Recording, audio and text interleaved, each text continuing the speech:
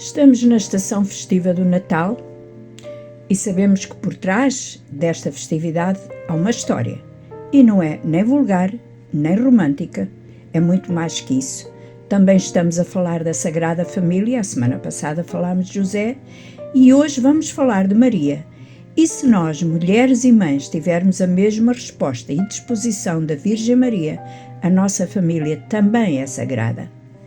No verso 26 do capítulo 1 de Lucas, diz que Deus enviou o seu anjo a Nazaré, uma povoação da Galileia. Nazaré não era importante, de facto era um lugar com uma população de cerca de 200 agricultores, pastores, alguns artesãos. A cidade mais perto e mais importante era Sepphoris, com 30 mil habitantes, onde viviam ricos mercadores em vilas luxuosas. Mas nenhum de nós ouviu falar desta cidade, pois não.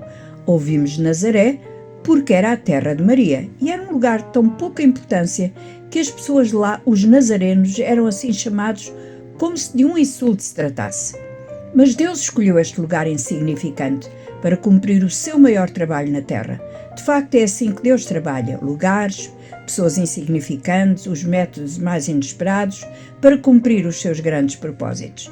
Nazaré significa rebento, como um broto que nasce no tronco de uma árvore cortada. E no plano surpreendente de Deus, a terra do Messias esperado seria também chamado de rebento ou Nazaré. Em Lucas capítulo 1, versículo 28, fala-nos da história incrível de um anjo enviado da presença de Deus até Maria, dizendo-lhe que ela é agraciada.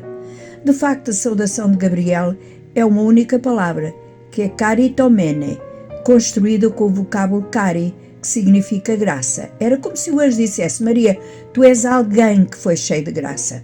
Graça é o centro do que Deus quer fazer no Natal. Salvação, perdão, bondade e merecidos. A criança que nasceria de Maria seria graça feito carne. E Gabriel disse a Maria que chamasse Jesus ao menino de que ia nascer. E ele seria grande. O povo esperava que o Messias fosse um guerreiro, mas Jesus redefiniu a palavra grande. Ele disse aos seus seguidores que não tinha vindo para ser servido, mas para servir. Ele também seria chamado Filho do Altíssimo. As crianças judaicas eram consideradas todas filhos de Deus, o que torna a declaração de Gabriel tão única, e é o artigo o Filho do Altíssimo. Jesus não seria um outro filho do Deus Altíssimo, mas o Filho do Deus Altíssimo. Disse o anjo também que ele reinaria eternamente na casa de Jacó, e o seu reino não teria fim. É um reino sem igual. Não é definido por geografia, mas por fé. E no Natal celebramos o começo de um reino que nunca terá fim. Pensamos na resposta de Maria, porque ela era uma jovem prometida em casamento a um rapaz da terra. O seu futuro era casar, cuidar dos filhos que viessem, e a primeira pergunta que ela faz ao anjo é: como pode ser isto, visto que sou virgem? Uma pergunta natural e prática. E o anjo explicou que ela iria ser coberta pela virtude do Altíssimo, iria ficar grávida dessa maneira. Em seguida, dá a Maria alguma evidência que isto é possível, quando fala da sua prima Isabel, uma mulher avançada na idade, estéril, mas que agora estava no 6º mês de gravidez, porque para Deus não há impossível. Deus não exige uma fé cega. O anjo nem repreendeu Maria por fazer perguntas, mas deu-lhe respostas e evidência, porque as perguntas de Maria não continham rebeldia e Deus deu-lhe respostas honestas. Hoje temos um conhecimento diferente daquilo que Maria tinha. Sabemos muito sobre o ADN, sabemos que na concepção é requerida uma parte do ADN feminino e outra do ADN masculino. Nunca poderemos explicar como Jesus podia ser humano e ao mesmo tempo divino, o Filho de Deus. Mas será difícil compreender que aquele que criou o ADN e todas as leis da biologia pudesse fazer o que bem achou ser necessário fazer? Maria não compreendeu como a mensagem do anjo viria a cumprir-se em realidade, mas creu totalmente que Deus podia fazer o que estava a prometer. Só tinha que dar uma resposta simples ao anjo, e foi simples sim, mas muito profunda. Disse ela: sou a serva do Senhor, que seja conforme a tua palavra. Que experiência única!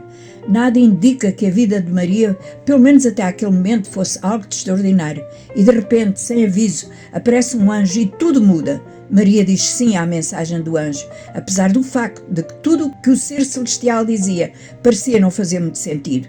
Disse sim, embora soubesse que o facto de ficar grávida fora do casamento poderia levá-la a ser apedrejada. Disse sim, sabendo que isso iria terminar com o seu sonho de casar e certamente levaria José a cancelar o seu compromisso com ela.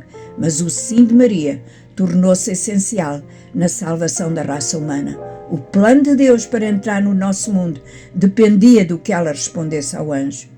Como vamos responder quando ele falar conosco?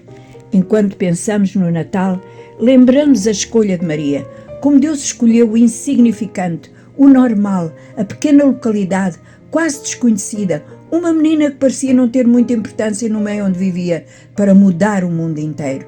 A resposta de Maria pode inspirar-nos hoje a dizer o que ela disse: Eis aqui a serva do Senhor, faça-se em mim segundo a tua palavra.